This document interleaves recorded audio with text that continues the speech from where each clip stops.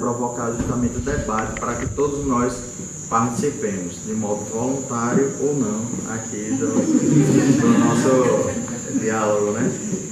Então, pronto. Alguém aqui já tinha assistido o documentário da Limite? Já.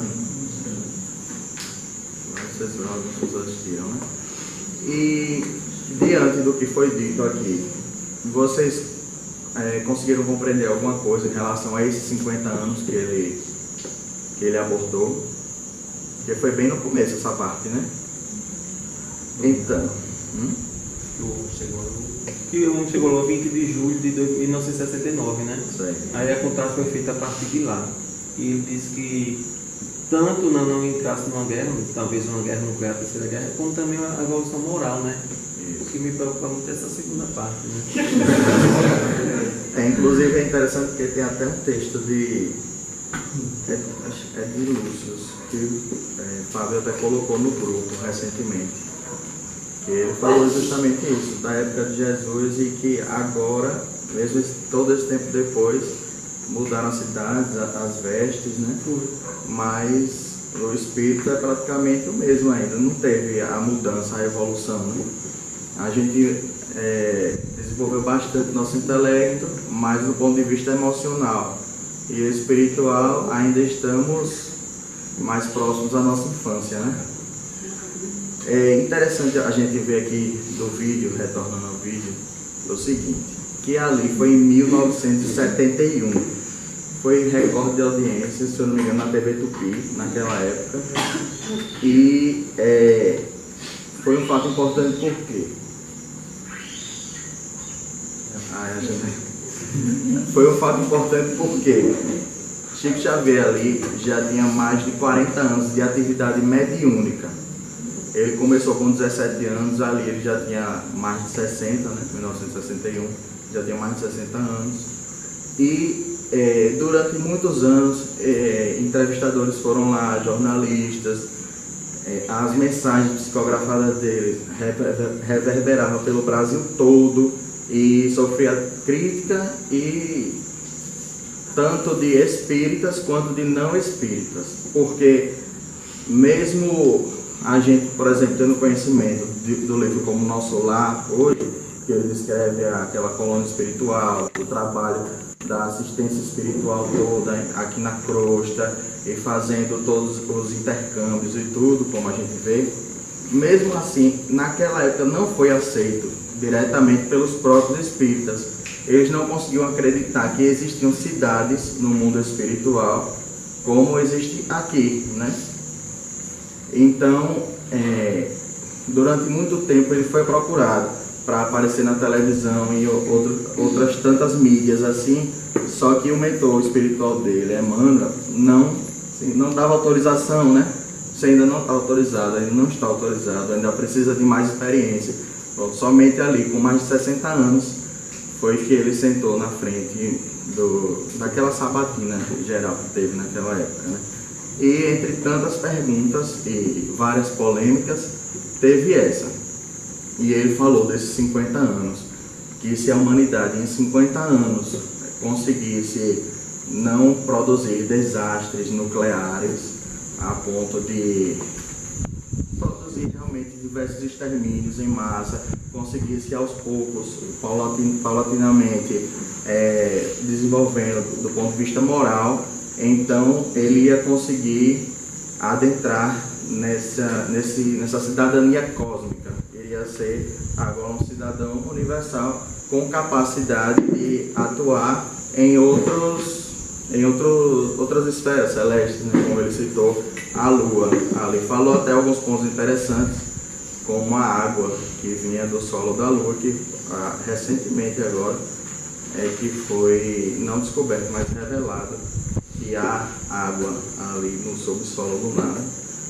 Então, são esses e outros tantos fatores, inclusive a importância desse documentário não, esse pinga-fogo foi tão grande, e o Chico Xavier, depois, quando saiu de lá, daquela entrevista, ele falou que tinha coisas que ele não se lembrava, porque ele estava ali num estado de meio que uma simbiose com Emmanuel. Então, o que ele estava falando ali era praticamente Emmanuel que estava respondendo tudo através dele. Então, por isso que tem coisas que ficam meio borradas, tem coisas que não. Ele estava utilizando a mediunidade ali o tempo todo, durante aquelas perguntas.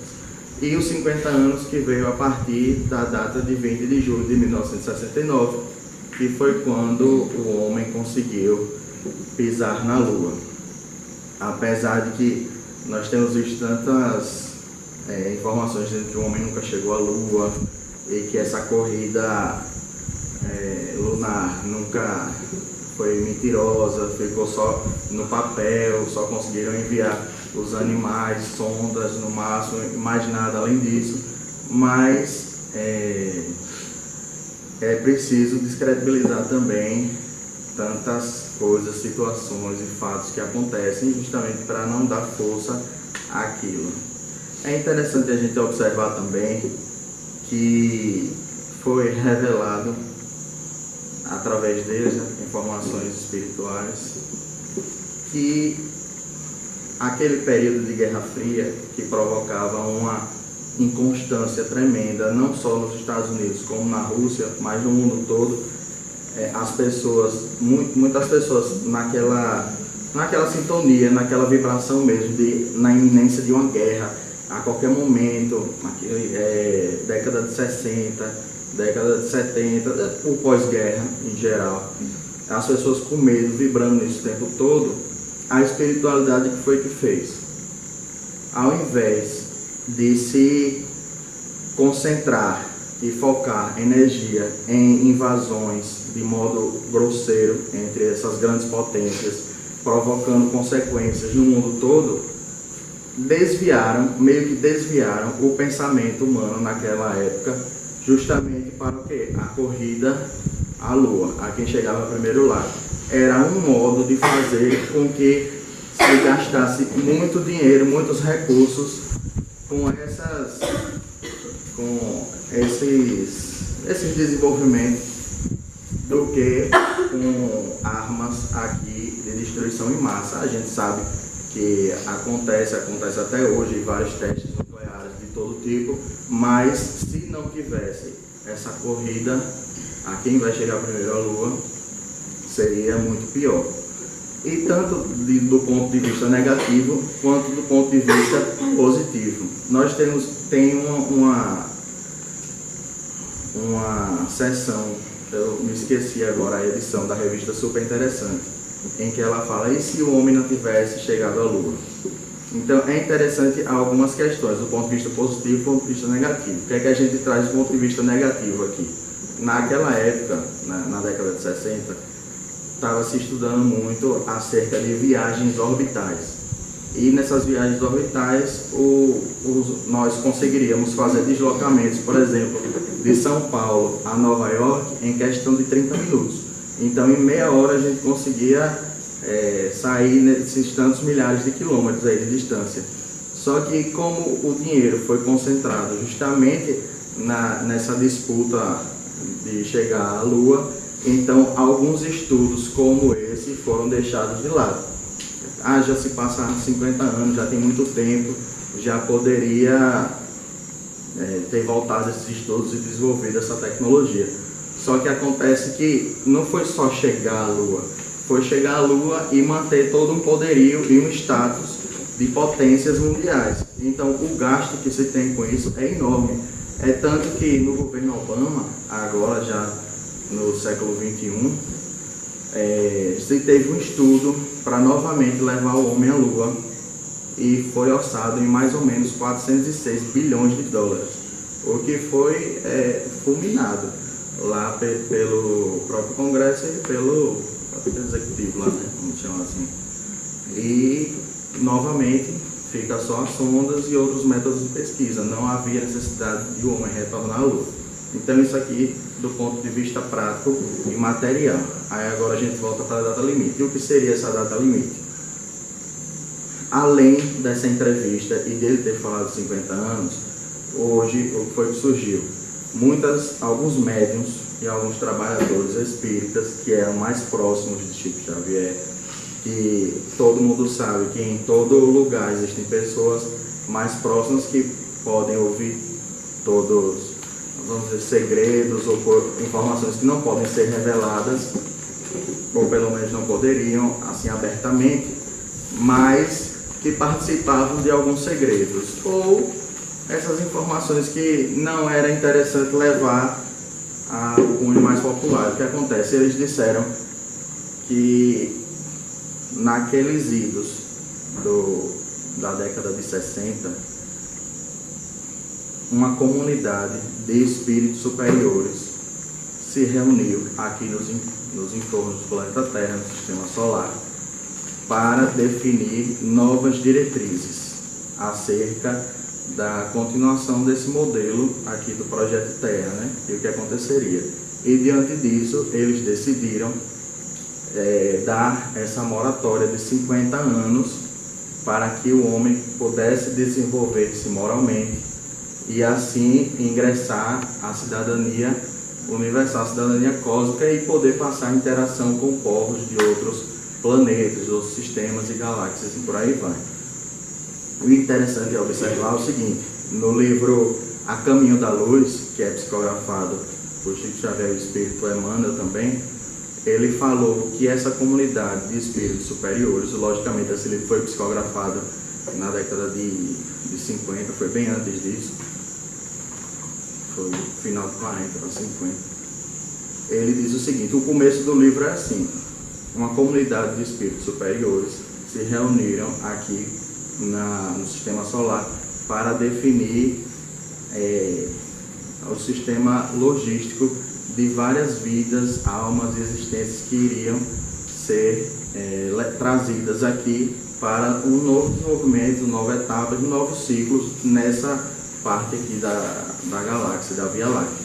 E acontece o seguinte: essa comunidade de espíritos superiores não tinha se reunido mais até essa moratória de 50 anos. Então é uma coisa que para a gente passam bilhões de anos, né? Para eles não é quase nada. Bilhões de anos seriam poucos segundos aqui para a gente, né? E aí eu não vou entrar nessa parte, porque senão a gente já vai passar para outro, a visão de tempo, o estudo acerca da quarta dimensão e por aí vai. Mas só para quem tiver curiosidade de pesquisar um pouco sobre isso, pode botar no Google Neil deGrasse Tyson, que ele explica de uma forma... Não, ele é o sucessor daquele astrônomo Carl Sagan, ele era famoso, né? Tem uma coleção de DVDs que ele fez naquela época, década de 70 mais ou menos, de 80, falando sobre, popularizando a astronomia, vamos dizer assim. E o Neil, vocês podem notar lá, N-E-I-L, aí a outra parte é mais difícil. Mas você bota em Tyson, de Mike Tyson, bota em Neil Tyson e vocês vão achar muita coisa sobre ele. Ele fala bastante acerca dessa quarta dimensão e ele explica de uma forma que a gente possa compreender, não diria perfeitamente, mas eu diria dar um boom no nosso pensamento acerca do espaço e do tempo. É bem interessante, viu? Então, as consequências morais. Nós trouxemos alguns dados aqui, já a gente chega lá, mas o que é que nós observamos que acontece hoje? Porque nós vemos data limite, nosso primeiro pensamento é o quê? É um novo apocalipse, tudo vai mudar, vão baixar os extraterrestres em todos os lugares aí, e a gente vai começar a trocar figurinha, todo mundo. E aí, como é que vai ser isso? Será que realmente assim é uma nova etapa já do ciclo humano? O que é que vocês acham ou têm a nos falar sobre isso? Assim. E nesse jogo, muitas vezes nós silenciamos para fatores que seriam importantes também, como essa situação. Então, essa mudança era algo que se dava de forma paulatina. Tanto que esses 50 anos não foi dado para uma mesma categoria de pessoas, mas é para todo o planeta, não é isso? E diante disso, do ponto de vista científico, vou trazer aqui para ficar mais claro. Alguém aqui teve a oportunidade de assistir um seriado chamado Chernobyl? Ainda não. Pronto. interessantíssimo. Para mim foi fascinante aquilo, porque foi um acidente que aconteceu nessa usina nuclear com esse nome, né? Lá na Ucrânia, que foi em 1986. Eu não era nascido na época. Eu lembro que na escola a gente passou por cima, foi bem en passant em relação a isso, e eu nunca tinha assimilado nada de interessante, só sabia que tinha existido uma situação, um desastre nuclear e que foi muito forte, intenso.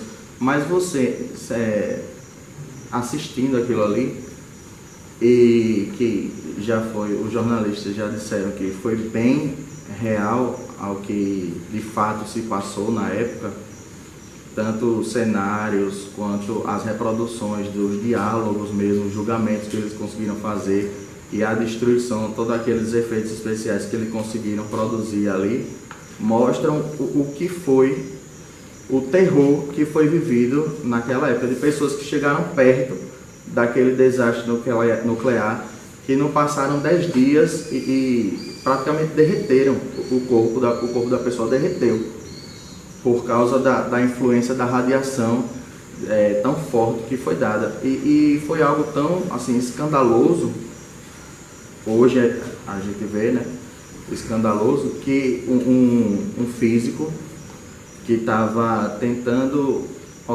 analisar um meio de diminuir o impacto que aquilo ia gerar naquela região, ele olhava assim e via a radiação sendo liberada assim na atmosfera, que chega, encandeava, e ele explicava aquilo em termos técnicos, que eu não vou conseguir trazer aqui agora, mas ele falando, narrando ali, reproduzindo aquilo, mostrava pra gente assim, já tem 10 horas que isso aí está irradiando toda essa radiação. É o equivalente a 10 bombas de Hiroshima sendo explodidas.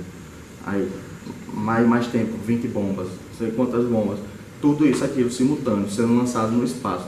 E as pessoas iam começar a ter cânceres, muitas pessoas iam morrer em semanas, outras em alguns anos. Ele mesmo, que teve que chegar perto do contato, ele dizia, em 5 anos eu vou começar a perder cabelo, vou ter câncer e fatalmente vai morrer. Então, quem foi ali tentar socorrer ou então participar de algum meio que pudesse conter aquilo ali, já sabia que era meio que uma sentença de morte, vamos dizer assim, porque já sabia que ia sofrer com a radiação e não tinha para onde correr. Tanto que até hoje aquela região é fechada. A radiação é emitida até hoje. Eles tiveram que fazer umas coberturas. Ela mostra de forma simples essas coberturas, que uma das coberturas que foi feita, a primeira, né? Mas que hoje parece que já está na terceira cobertura. E ainda é emitido radiação. E inclusive tem turismo próximo daquela região, não pode entrar ali, né? Mas quem tiver coragem de ir, é só fazer os passeios turísticos relativos. Então, a gente vê que tudo aquilo ali, você não tem como desassociar aquele impacto naquela região para o resto do planeta. Não tem como. Tanto que no mesmo dia em que ocorreu o incidente, a explosão lá do núcleo, do gerador,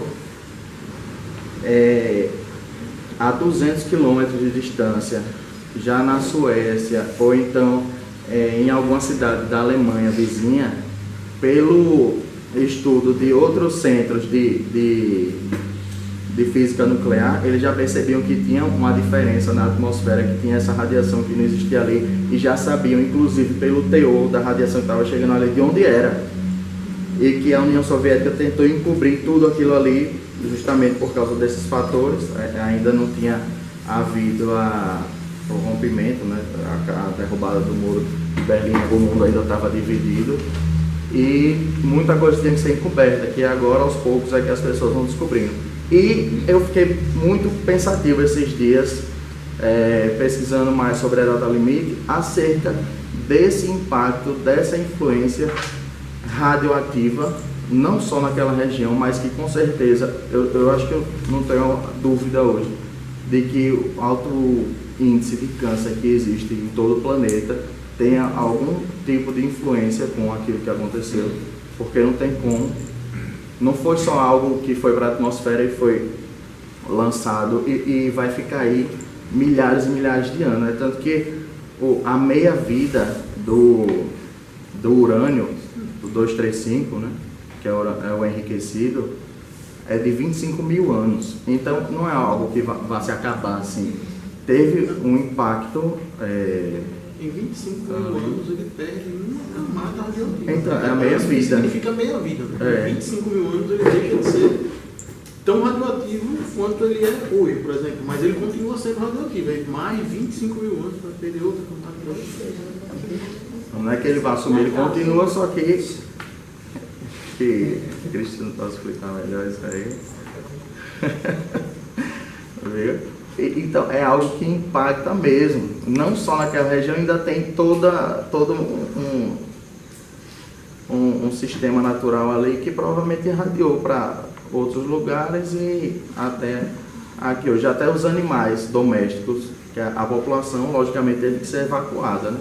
Até os animais domésticos, muitos, esses turismos que são feitos lá, muitas pessoas veem cachorros assim perdidos lá, cães que restaram e que, pelo que os jornalistas falam hoje, não conseguem passar de 6 anos de vida, esses cães que ficaram lá abandonados naquela região, porque não tem condições, por causa da radiação emitida.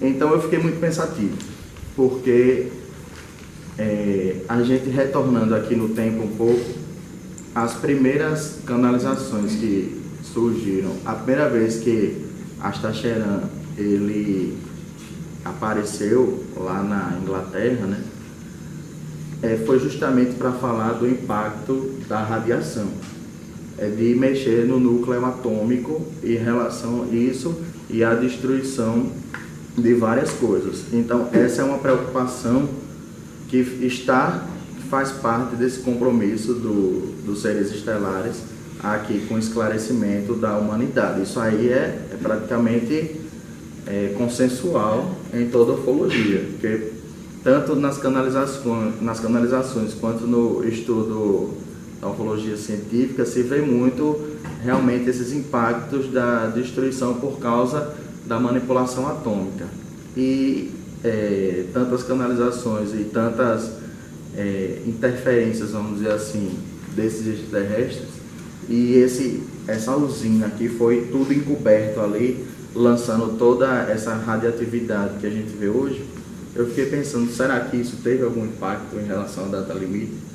Será que isso foi algum fato gerador que fez com que nós nos descredenciássemos assim em relação à moratória de 50 anos que foi dada? Porque foi uma moratória, então a Terra já estava chegando numa massa crítica, a ponto de sair daquele lugar para um estágio ou superior ou inferior, a depender dos seus habitantes. Então, peraí, a espiritualidade disso. Vamos dar mais algum tempo. Vamos dar mais algum tempo para que eles possam repensar os seus atos, o que eles estejam fazendo. De fato, de modo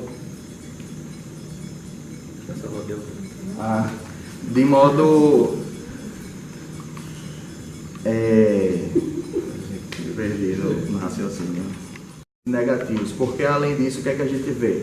Abertamente não houve choques nucleares entre outros países, pelo menos não abertamente, mas testes há por aí que não param assim, tanto em desertos quanto no oceano, causando destruição em todos esses ambientes. E hoje acho que não é nenhum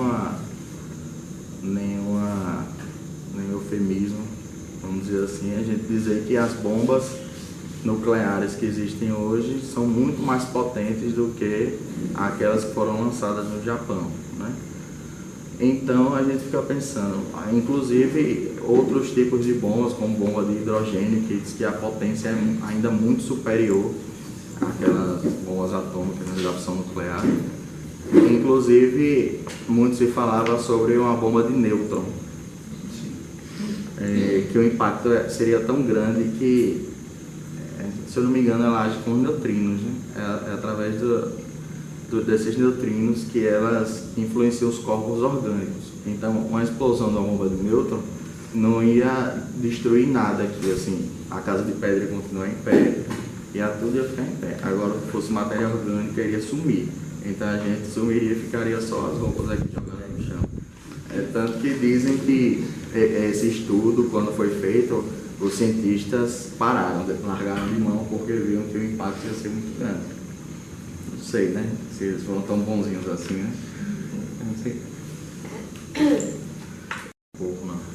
Mas há um interesse coletivo que fica de lado. Realmente, o povo é visto como algo a ser manipulado, né? E não compreendido ou esclarecido, mas sempre vendo desse ponto de manipulação. Porque as pessoas vão ter acesso, não é o que a gente merece ter acesso, mas a gente só tem acesso ao que é permitido que a gente tenha. Tanto, um exemplo simples assim, aqueles aviões stealth. Vocês já viram muitos já pelos Estados Unidos, foi bem publicizado depois do ataque ali ao Afeganistão, que eles conseguem penetrar em qualquer lugar e os radares não conseguem detectar isso, esse stealth que é invisível em inglês. E é bem interessante porque, apesar de já ser ali mais de ano 2000, foi depois de 2001, século 21 já, esses aviões já existiam desde a década de 70 e não era divulgado ao povo. Então, onde será que já não anda a tecnologia das grandes potências mundiais hoje, né? Que a gente não sabe, a gente não tem acesso. A gente só tem acesso ao que eles permitem que a gente tenha. É bem interessante a gente analisar isso tudo, porque aqui no nosso dia a dia, a gente quer ser feliz, a gente quer viver bem, logicamente, e a gente chega num ponto de que não é mais suficiente que sejamos só nós, né? Que precisa uma integração entre nós e todos aqueles que a gente possa acompanhar junto. Mas onde está a felicidade em relação a esses que comandam, que deliberam as diretrizes do planeta e que fazem o que querem e o que não querem com tudo e com todos, né? Não só do ponto de vista financeiro e econômico.